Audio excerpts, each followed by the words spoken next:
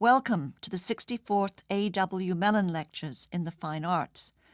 In this six-part lecture series, entitled Restoration as Event and Idea, Art in Europe, 1814 to 1820, art historian Thomas Crow will consider the period following the fall of Napoleon. During this time, artists throughout Europe were left uncertain and adrift, with old certainties and boundaries dissolved. How did they then set new courses for themselves? Professor Crow's lectures answer that question by offering both the wide view of art centres across the continent, Rome, Paris, London, Madrid, Brussels, and a close-up focus on individual actors, Francisco Goya, Jacques-Louis David, Antonio Canova, Sir Thomas Lawrence, Jean-Auguste Dominique Ingres, and Théodore Géricault. Whether directly or indirectly, these artists were linked in a new international network with changed artistic priorities and new creative possibilities emerging from the wreckage of the old. In this second lecture, entitled At the Service of Kings, Madrid and Paris, 1814, Aging Goya and upstart Géricault faced their restorations, originally delivered at the National Gallery of Art on March 22, 2015, Professor Crow examines how Goya and Géricault were similarly moved to transform artistic antecedents, dislodging even the primacy of the human subject as an adequate vehicle for expressing the violent uncertainties of their moment in history. I want to begin, first of all, by thanking Jeannie and Adam and Frank and Haley and everyone who's been involved with the video production. People have been telling me about it over the course of the week, and everybody had just nothing but good things to say about the style and the production value. So I'm, of course, the most grateful person for that kind of translation of these lectures. That out of the way, we just get right into it. And the first image that I'd like to show you represents the spring of 1814, the opening of the Congress of Vienna. This is a painting by Johann Peter Kraft, an Austrian, but an ex-pupil of Jacques-Louis David, who puts on display the pageantry of peace and reconciliation as the victorious traditional powers of Europe sought to put back in place the order that had been so turned upside down by the French Revolution and the expansionary French Empire that followed. But the terrors and atrocities of the warfare just past and soon to return could not so easily be put aside in the minds of Europe's most salient artists. Now, under this heading comes one of the works of art tied to the Restoration, which is so indelibly familiar and so thoroughly examined that I feel some trepidation in presenting it to you. Francisco Goya's The 3rd of May, 1808, was painted at the same time as the scene depicted in Kraft's painting, but far from Vienna, in a place where past wounds remained raw. The dramatic clarity and moral force of the painting have spoken so directly to countless viewers that the first task of the interpreter is not to step in the way of that. At the same time, I believe it's important to understand the status of the painting as a primary artifact of the wider European Restoration, without which the work would never have come into existence. So to this end, I think it will be helpful to review some of the basic circumstances of the work. First, what does it depict? It's not the main event, but its aftermath. On the 2nd of May, 1808, crowds in central Madrid at the Puerta del Sol near the royal palace had spotted the crown prince being transported away to join the rest of the Spanish royal family who were sequestered in Bayonne across the French border, guests, shall we say, of the Emperor Napoleon, where he was in the process of bestowing the Spanish crown on his brother Joseph. A riotous uprising broke out, which was soon suppressed without quarter by French cavalry under Joachim Murat. In the dark, early hours of the next morning, the captured rebels were executed, the event from which Goya takes his subject, infusing it with every analogy to Calvary and the martyrdom of Christ. When did Goya paint it? Well, nowhere near the date 1808, which is inscribed in the title. The work was accomplished during the first half of 1814. By September 24th of that year, he had proposed to the liberal provisional government of Madrid an ardent desire, in his words, to memorialize the glorious insurrection against the tyrant of Europe, end quote. To this end, the state provided Goya with materials and a substantial monthly stipend until the work was completed. And he fulfilled half of the bargain with the 3rd of May, a work unlike any that he had ever painted before, not on such a scale, nor would he ever do one like it again. For that reason alone, it can be taken as the product of a very special, unrepeated set of restoration circumstances.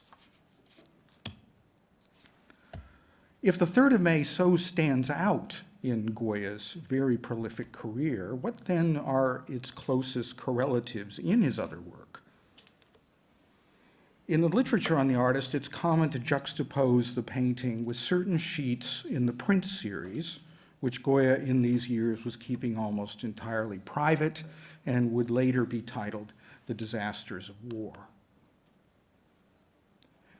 These etchings, with their preparatory drawings, were Goya's way of recording the horrific, confused struggles for control of Spain between the 1808 Madrid uprising and the restoration that occurred almost exactly 6 years later, when the exiled monarch Ferdinand VII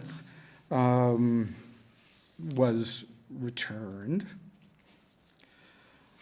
The struggle in the interval gave the world the term guerrilla warfare, involving as it did the remnants of the Spanish regular army, the British and Portuguese armies, and irregular bands that went under that resonant name. Now, the most cognate to the 3rd of May of these prints separate out the meanings, often the contradictory meanings, that the great painting holds in a kind of suspension.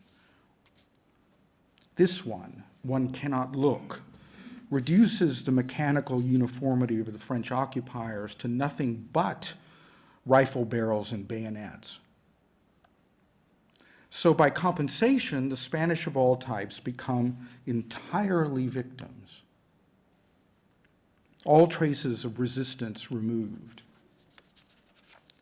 Conversely, in the print With Reason or Without It, the French, seen bodily in a semblance of battlefield formation, remain faceless killers, but find themselves in equal danger from their intended victims. It's difficult to tell which of the bestialized peasant guerrillas is holding the lance, which appears about to strike home, the dagger set to do secondary damage, regardless of the consequences to the maddened wielders of these simple but terrifying weapons. And that dagger, in With Reason or Without It, provides a kind of underground passage to the other half of the paired grand canvases that Goya produced to welcome the returned royal regime in 1814. His rendition of the uprising at the Puerta del Sol, the 2nd of May, 1808. In this scene, the dagger has struck home, and struck home more than once with fatal results, into the body of the French cavalryman being dragged from his horse.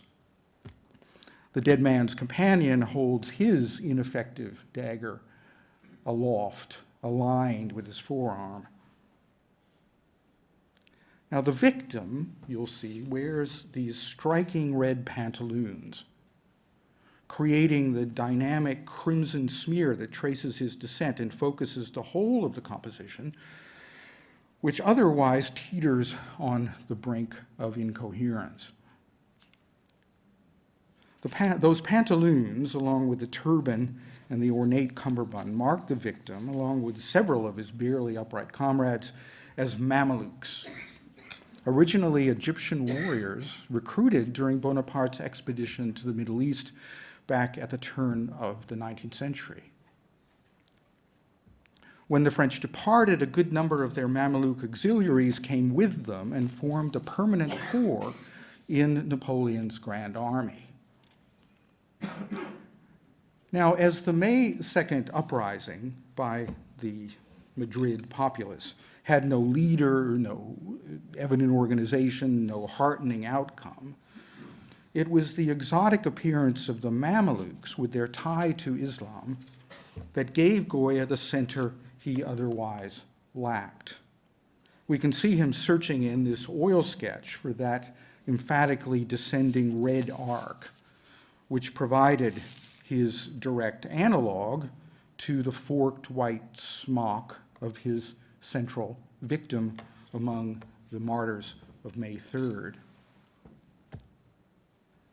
The 6 years of terrible warfare sparked by the May 2nd revolt were then being retrospectively mapped onto the struggle of the Reconquista, the painful centuries-long winning back of the Iberian Peninsula from Moorish domination, a holy war, in short, in which the tyrant of Europe played the part of the Antichrist.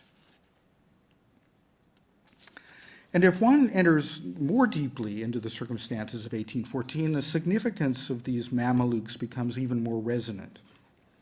The ranks of the original Egyptian recruits had been deeply eroded over the more than a decade in which they had served, especially by the grinding war of attrition in Spain. For some time, their numbers had then been replenished by recruits of other ethnicities who would be uniformed in the same costume. Sub-Saharan Africans, for example, and Frenchmen even, could increasingly be found in that distinctive Middle Eastern costume. By the year of French defeat in 1813 and 1814, these sorts of recruits dominated the Mameluke companies. And this is one of the last surviving French Mamelukes, one François Dussel, who lived long enough to be photographed. With the abdication of Napoleon, Mamelukes in southern France became targets of vicious mob campaigns of vigilante lynching on account of their close association with the departed ruler. So for both the French and the Spanish, isolating the Oriental as the carrier of the bad old Bonapartism offered one way to displace any inconvenient history one might have of complicity with the bypassed imperial regime. But the neatness of these religious, ethnic, and ideological divisions proved insufficient for Goya's attempt to corral the details of mayhem into a coherent message or effect. Neither official approval or official disapproval of the two great paintings was ever recorded. So there is, in fact, no document of their existence at all. until they turn up in a Prado inventory of 1834, 20 years after they were made. For all of the importance for posterity of the 3rd of May in particular, they seem to have figured neither one way nor the other for Goya, who was being put through a purification trial at the time by the restored Inquisition, who had come back into power with Ferdinand VII, put on trial on grounds of immorality. That would mean the naked Maha, and for his actual collaboration with the French. But despite this provocation of the Maha and his other activities, Goya seems to have passed muster and resumed his career as before. It's safe to say, at least, that Goya's efforts to navigate the turbulent historical currents of 1814 left his primary audience unmoved and unconvinced. Yet another instance of a restoration work of art, even the greatest, being launched, I wanted to go back to the pairing. We'll get to that one in detail in a second. Another instance, I'm saying, of a restoration work of art, even the greatest, launched but never finding its destination. Though Goya evidently aimed in the paintings to please official sensibilities and tame the worst excesses of violence in his subject matter, Goya, being Goya, could only go so far in this direction without taking some adequate measure of the complexities he faced. The dead French officer placed in the lower left-hand corner of the 2nd of May appears no less pathetic than the corpses found at the foot of the descending arc of firing squad victims in the 3rd of May, if not more pathetic.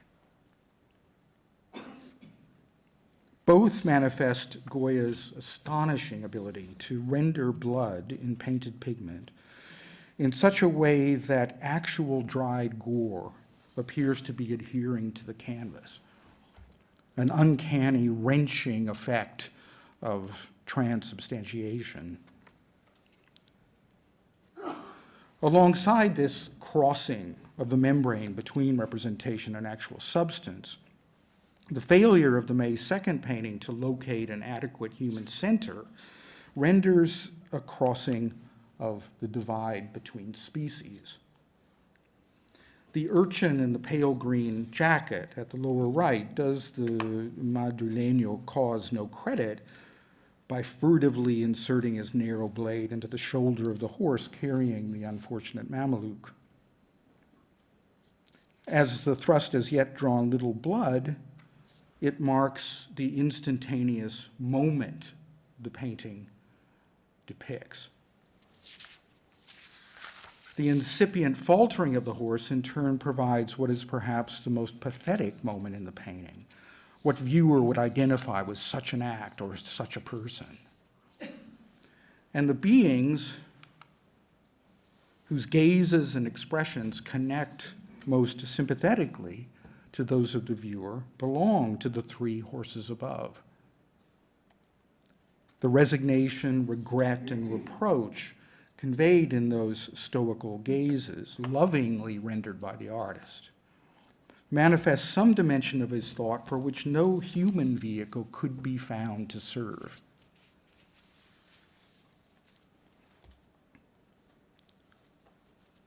Now, when Goya secured official support for the work that became the 2nd and 3rd of May, he was appealing to a liberal Spanish government, which had outlasted the French puppet regime of Joseph Bonaparte, by withdrawing under British protection to the southern port of Cadiz.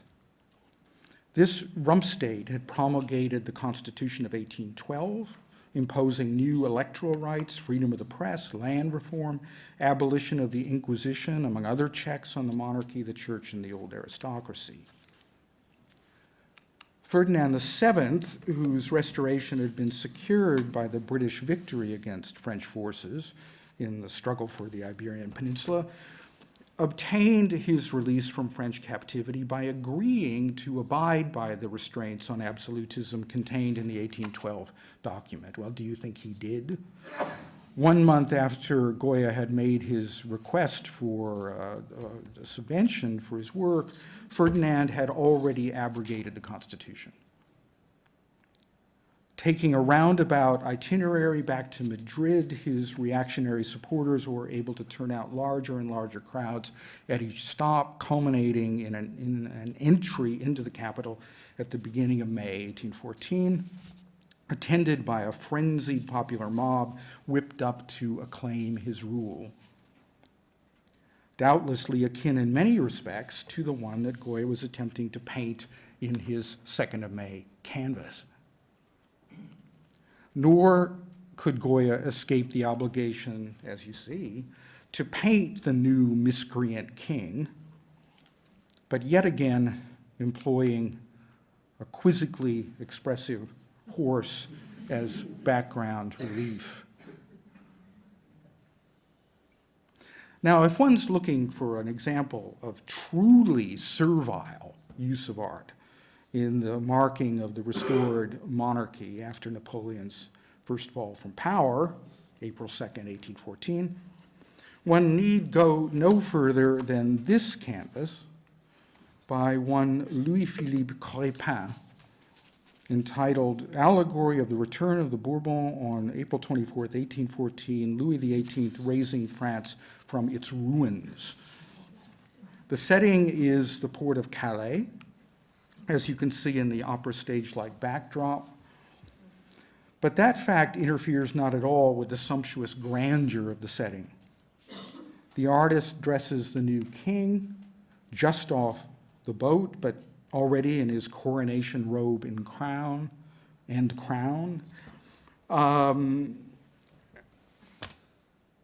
In a way, one can compare to David's Napoleon in the great coronation canvas of 1808.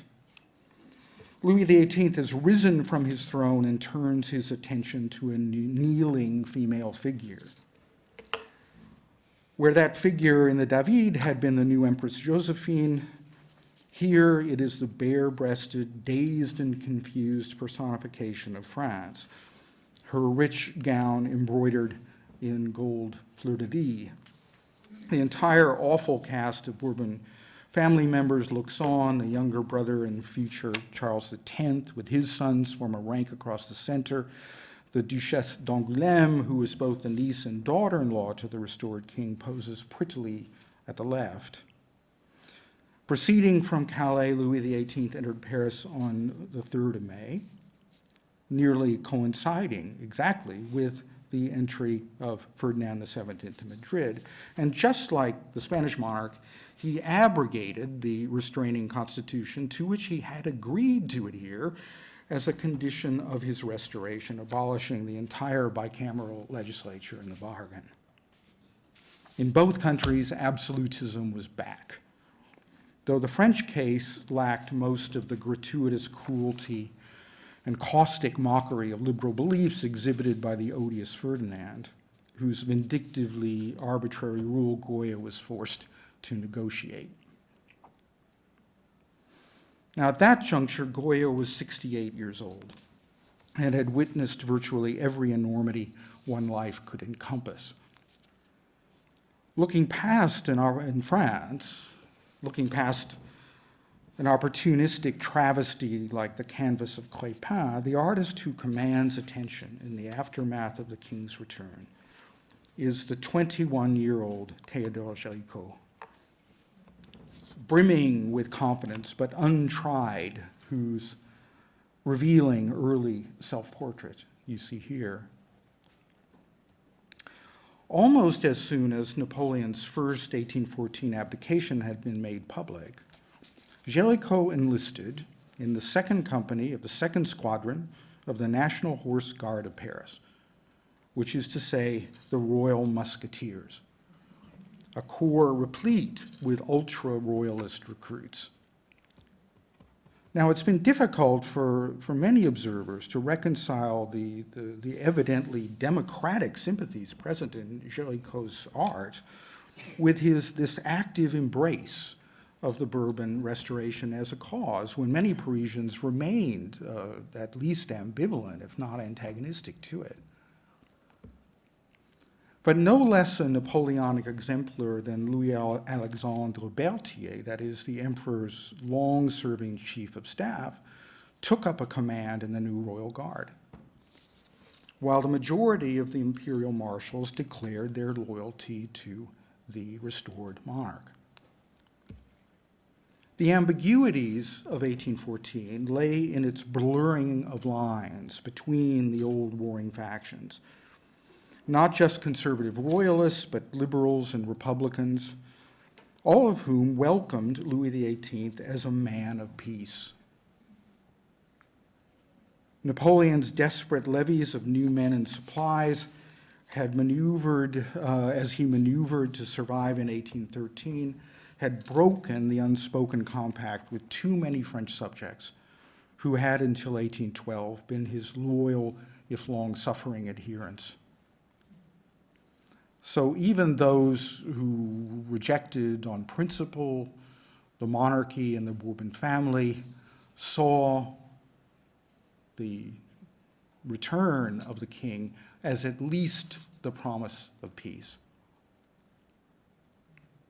In that light, Géricault's enlistment can be understood under an essentially patriotic heading, with the possibility that it entailed a measure of compensation for his avoidance of action and commitment in the past, as his family had paid a substitute for him to enlist in the Napoleonic army,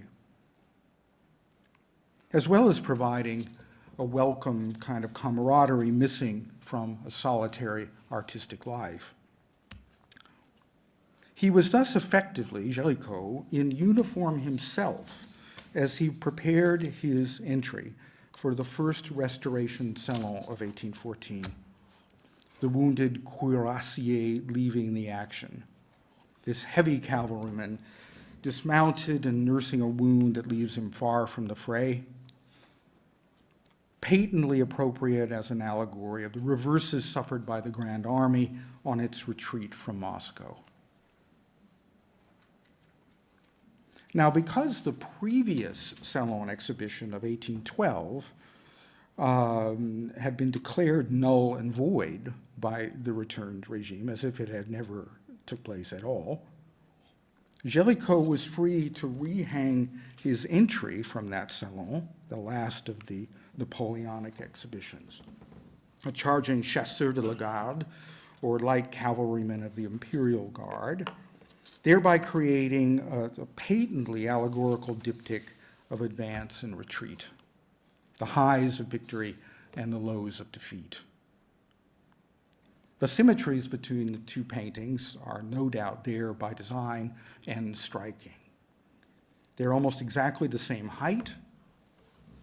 The two cavalrymen direct their equivocal expressions in opposite directions, all this amid artful contrasts like the fire of battle flaring vividly beneath the charging horse, while glowing only distantly in the right-hand painting between the forelegs of the restively retreating mount, while dawn begins to dissipate the nocturne that prevails in both scenes. It's in the heads of the two horses that Géricault creates contrast within symmetry to most telling effect. Both are made to face one another, and both are joined Janus-like to the faces of their riders. In the charging chasseur, a mimetically ambiguous splash of red right in the center of the picture melds with the streaming strands of the horse's mane and makes for a clear vector between man and animal.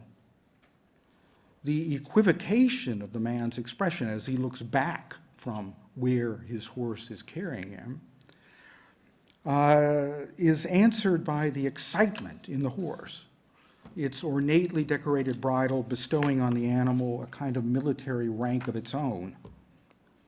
If the foam flecks in its gaping mouth hint at frenzy, that excess would balance the impassivity of the human subject. In the new companion picture, the slightly askew helmet with its gilded crest and plume makes for an almost literal hinge between the human countenance with its wildly rolling eye and the horse's head, the animal's expressive character surpassing its master in complexity. The wide eyes of the horse could be from panic or from some superior, all-seeing point of view. There's an infernal hint to the red note in the nostrils, in the outline of the ear as well.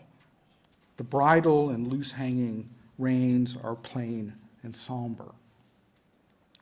Now place this final version next to the very advanced oil study that preceded it, and then gauge how much Géricault has amplified each salient trait of the animal so as to intensify this transferred expressivity, enlisting the complicated rhythms of the bit and reins around the mouth into the charged overall effect.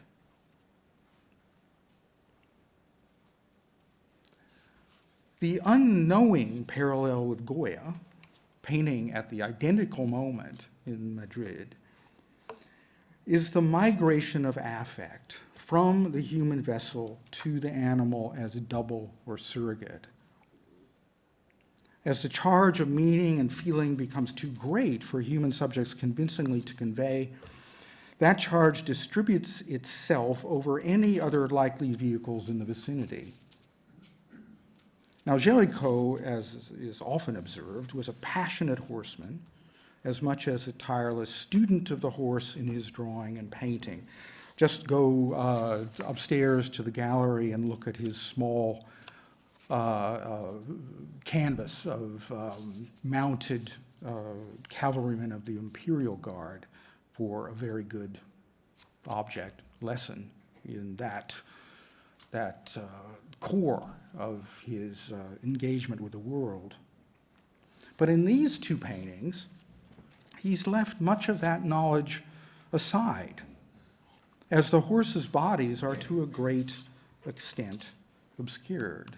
Oh, no, I don't have, where can I find it? I want the two of them together again there, so you can see that. And what we are able to see of the horses' bodies is in fact anatomically distorted or implausible. Virtually all of his attention is lavished on the heads. That is where the closest correspondences, both spatially and subjectively, are to be found. Among all the other things that these two famous paintings accomplish, their pairing instates a new variety of hybrid being, quite apart from the standard equestrian portrait you've already had a small glimpse of, the purpose of which is invariably to extrapolate mastery over the animal into a general mastery over people and events, as David had so indelibly accomplished in his Bonaparte crossing the Alps back in 1801. An eon in the past, I think, by the reckoning of 1814. Now, a variant on the retreating, wounded cuirassier appears, as we saw at the very start of these lectures, in its first slide, in the lower right-hand corner of the sheet produced by Géricault. Likewise, in 1814, here's what I mean, where he appears to be planning a royal tribute not so far in its intent from the appalling canvas by the servile Crépin.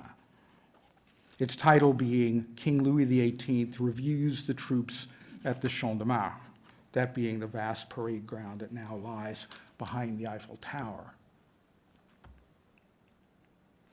The efficient rendering of the architecture of the French Military Academy with the fainter dome of Louis XIV's Invalides in the distance was not, in fact, Géricault's work, but that of an unknown specialist collaborator. The massive cavalry is, of course, everything to do with Géricault. It contains as much careful draftsmanship by him, but large portions of that description are lost by the later imposition of nearly opaque swathes of dark brown ink, as he seems to be trying and failing to lend his turbulent collection of officers reining their mounts some coherence as a three-dimensional mass. Compared to that animated but ruined passage on one hand and his blandly perfunctory treatment of the obese Louis and his court at the top of this detail, on the other, the foreground, a privileged position he gives the dismounted young rider and horse, is the part of this drawing that points the way forward. The one passage on the sheet executed with real conviction, even as he experiments with different postures and attitudes. In its orphaned condition, that vignette of horse and dismounted rider also reveals how far Géricault was at this point from being able to fulfill the defining brief for a painter of the first rank. That is, the interlocking articulation of multiple figures defining a dramatically significant event. As you see, he's largely stuck with one figure, one horse. However big they are, and they are enormous, it simplifies the task down to an isolated vignette. An artist of Géricault's talent and vision needs to find that higher capacity, but to do so needs to find a distinctive subject worthy of his talent and vision. And this will have to wait until Géricault makes his decisive journey to Rome in the latter part of 1816. As I think you'll be able abundantly to observe in the next lecture, he was able to discover his guiding themes without abandoning the extreme recourse to hybrid human-animal subjectivity to which he resorted between 1812 and 1814. Indeed, he would ramify and intensify that commitment under the stimuli of the sights he encountered in the Roman streets and piazzae of the carnival season. At the present juncture, though, we will need to leave Géricault in this suspended development until the next and following lectures, while instead casting some light on the young artist's predicament by observing the master, Jacques-Louis David, performing the work that a history painter is trained and expected to accomplish. That is, synthesizing multiple sources in order to arrive at a persuasive restatement of a theme possessing inherent importance to the reigning culture. Sorry for that sentence. David's likeness in 1813, as you can see, was caught by his former pupil, Georges Rouget, seen in this National Gallery replica of Rouget's original portrait, with the artist's Napoleonic Legion of Honor decoration strongly to the fore.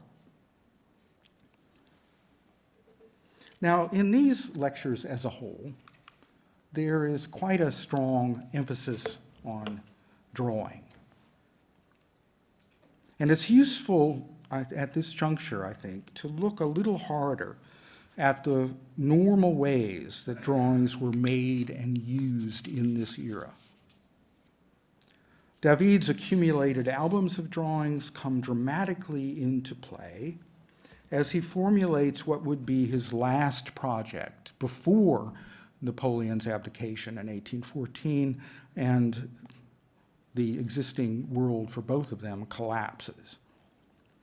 And albeit in a simplified way, I think we can actually observe the process of scanning and filtering and selecting and synthesizing in the production of a subject, in this case one that traditionally served as an exemplification of that very creative process. A subject, moreover, that carried deep personal meanings for him. And at the same time, we can see that the circumstances engendered by the collapse of the Napoleonic world causes the normal process of selection and synthesis to go awry, to hit a wall, and thus expose a creative process that normally lies out of view. Now, what you're looking at here is just 2 pages from thousands of album pages that David filled with drawings that he had done mostly in Rome, first as a young student, a Grand Prix winner of the French Academy in the 1770s, and second as an ambitious young aspirant to professional preeminence in the 1780s. Such a compendium of thousands of pages like the ones you're looking at could provide the working basis for an entire artistic career. So what I want to do now is take a little tour through these pages, following one chain of selection and combination to its outcome in a finished, synthesized sheet from this time of the artist's endgame in Paris. Now, if you look at the top of the sheet on the right, you see a copy of a relief sculpture in Venice depicting the departure of Iphigenia and Orestes from the Black Sea outpost of Taurus, a contemporary theme as much from the opera of Willibald Gluck as it was from ancient art and drama. All right, you got that page. Turn to another. A bust from the Giustiniani collection in Rome, which was thought at the time to represent Alexander the Great, entered David's album in the form of these drawings at both upper corners of this page, useful prototypes for heroic narrative. Antique armor and accessories appear on another couple of pages. There's one famous monument at the Vatican which, in fact, doesn't appear among the Roman sheets. David didn't, it seems, draw the Apollo Belvedere until 1805. That is, after Bonaparte had brought the sculpture to Paris. But he placed it in with his earlier studies anyway. Nude female figures are rare in his albums, but this copy of an ancient relief features a striking seated woman who represents both frontal and profile aspects at the same time. Now, in this little experiment, having established a restricted universe or repertoire, let us see then what could be fashioned from these elements taken in turn. Start with taking the only completed narrative in the group from its page, and place the departure of Orestes and Iphigenia at the center. Off of this sheet, extract the chair. The lyre from this sheet can rest on it. The putative bust of Alexander we can use twice, once on the right with the alternative view, and I'll take the liberty of reversing it, doing duty on the left. The Belvedere Apollo assumes a place slightly behind. Then going back to the sheet with the chair, pull out the cuirass and clad one of our Alexanders with it. Last is the female nude extracted from this relief grouping, and place that at the far lower right.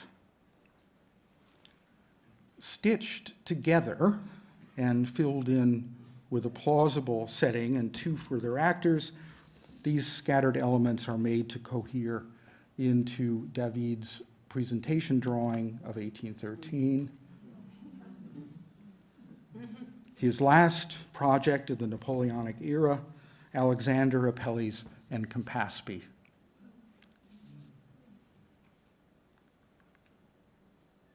Napoleon had once asked why he should pose for David when Alexander had never posed for Apelles. That is, the Greek emperor's court artist and the central figure in this composition, reputedly the greatest painter of antiquity. The story related in the drawing is from the Roman author Pliny, who does not describe Alexander exactly posing, but making himself present as posing is going on. Pliny relates the legend that Apelles fell in love with Alexander's concubine Campaspe as he painted the portrait commissioned by the ruler of his beloved. In the tradition of noble magnanimity, Alexander not only tolerates this servant's impertinent infatuation, but surrenders his concubine to the possession of Apelles. This action may be occurring as we watch, expressed and effected by Alexander's gesture towards her, as followed by the parallel gaze of the artist. Now, the first painting considered in these lectures was a ruler portrait. Napoleon in his study, David's last major likeness of the emperor from 1812. This drawing also contains an archetypal portrait, not of the ruler, but of a third personage exchangeable between ruler and artist. But the simplicity of that triad is considerably complicated by the accumulation of all those motifs accrued by David from his albums. Alexander appears twice, once as himself, and a second time as a work of art, interposed between the painted panel and the nude model, the doubly captivating Campaspe. Now, I use the word model with implied quotation marks in that the work actually in progress is Iphigenia and Orestes. And it could only loosely be related to her in the pose that she assumes. So the subject is the relationship between ruler and artist, that is, between powerful patron and servant practitioner. In David's drawing, the seemingly odd substitution of a narrative scene for a portrait likeness places the emphasis on the relationship between Alexander and Apelles, negotiated via a third term of exchange between them, which is, I know, a coldly analytical way of referring to a woman, even a quasi-mythological one. The theme of royal portrait as transaction, with a third quantity at stake, is in fact something with a well-known precedent in French art history. Dating from the visit of Gian Lorenzo Bernini from his native Rome to Paris in 1665, both to offer his design for the east front of the Louvre and to sculpt a bust of the young king, Louis XIV. The king never properly sat for Bernini's portrait. The sculptor was only permitted to observe his subject in the midst of other activities. On the first such occasion, patron and artist shared a brief exchange. "I am stealing," Bernini said, when Louis happened to look his way. "Yes," replied the king, "but it is only to give back." To which Bernini offers the rejoinder, "But to give back less than I have stolen." In this no doubt premeditated exchange, Bernini's reply is both a courtly compliment with ceremonial humility, "I am no better than a thief," but he also seems to be saying that the artist's representation is always less than the majesty of the king's physical presence, another courtly compliment. Presence which the artist has stolen for his own endeavor. But it also contains an insolent claim in that the artist asserts that the remainder of what he has taken is his to keep, that he has come out the better in the exchange. The legend of Alexander and Apelles makes the terms of this commonplace concrete in the surplus accruing to the artist being personified in the actual person or figure of Campaspe. The story of Bernini and Louis XIV would have been known to any French artist as learned as was David. He signals the modern import of Pliny's story by including a palette in the left hand of Apelles, an anachronistic device unknown in antiquity. When David painted Napoleon in his study in 1812, he was, in effect, also stealing the likeness of the emperor, who regularly likened himself to Alexander. Stole that likeness for his own highly profitable endeavor, as you heard about in last week's lecture. Napoleon never having sat for the portrait, never having any claim on it. There was no Campaspe involved, but 1,000 guineas from the Scottish buyer stayed in David's hands. And Napoleon appears in the painting just as David wished, a chastened ruler removed from the grandiose pomp with which the Russian campaign had begun in that same year. Last week, I described Napoleon in his study as exhibiting something close to compulsive over-control in its tightly interlocking, almost airless composition. The drawing of Alexander Apelles and Campaspe, composed as Napoleon desperately maneuvered in the field while the forces of the Allies slowly closed in on Paris and the emperor's inevitable defeat, appears at the opposite pole from that quality. Likewise replete with attributes and symbols, but those attributes and symbols only under provisional control, tending to excessive accumulation rather than any parsimonious regulation of meaning. But these qualities, overdone as they might be, stand out when compared to the relatively impoverished painting that David eventually completed or semi-completed. The drawing conveying a liveliness and an inner complexity absent from the more correct painted version. Correct in that there is an actual outline of Campaspe on the panel, that there are pots of paint in place of the anachronistic palette featured in the drawing. And here, David's rendering an example of the underestimated vividness and delicacy he could bring to still life. On the other hand, pursuit of an ideal antiquity veers in the direction of an incongruously nude Alexander, which does have the figurative virtue of placing the ruler in the category of model, implicitly putting the imaginative lie to Napoleon's jibe that Alexander never posed for Apelles.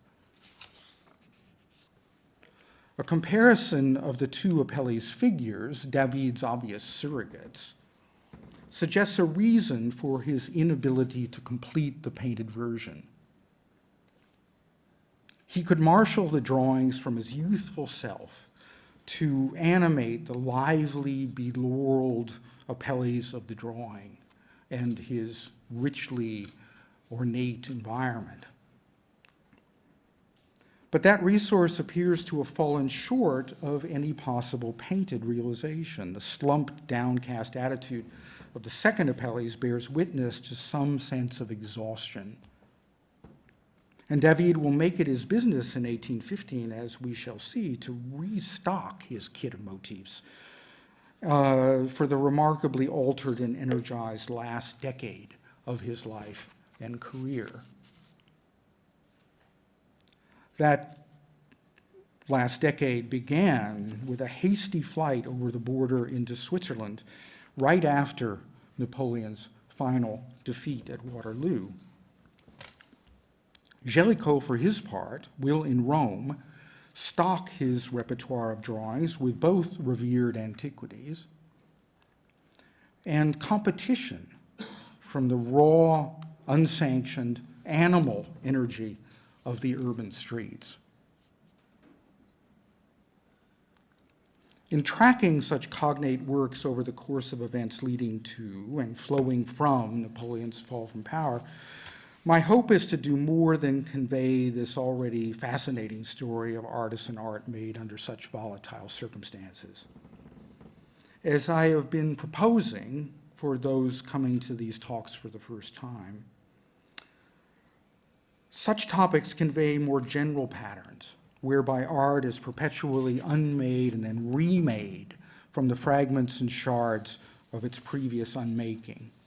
The disintegration of the empire as a cultural platform and network hastened this process of unmaking. What will follow in these lectures is an examination of attempts, official and unofficial, to restore the stable meanings and forms that had predated the onset of revolution in France. But nothing, as I've become fond of saying, seems to accelerate innovation and unpredictable change in art than does the effort to reverse it. For some of the most significant artists of the epoch, the legal reimposition of the old regime overturned their lives. 1815 and 1816 will be, for David and Géricault, the onset of a displaced and wandering existence. At first in a literal sense of geographical uprooting, but later in a more prolonged condition of psychological exile, in which each was forced to reconfigure the fundamentals of an artistic life. So thank you very much for your kind attention.